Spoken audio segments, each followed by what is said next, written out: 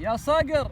نعم. أنا قلبي على صالي النار، مثل الجمر لا حط فوقه حديدة، تصلاه نار البعد والشوق للدار، الله يجيره من لهيب الوقيدة، وجده على داره ولو جوها حار، حر السعد ولا براد النكيدة، يصبر ويرقب والمواعيد مدرار، بين الطبيب وبين مكتب بريده، حدتني الحاجة ولو صار ما صار، للصبر بالامثال جملة مفيدة، يا ليتني في سكة الجو طيار، واطوي مسافات علينا بعيدة، اوجه الرحلة بتعجيل واصرار، وامر على الطاقم بالاقلاع سيده، ارتاح ما بين النشامة والاخيار، اهل النقا واهل العلوم السديدة، ازين من اوروبا وانا وسط كفار وانفسهم علينا بليده،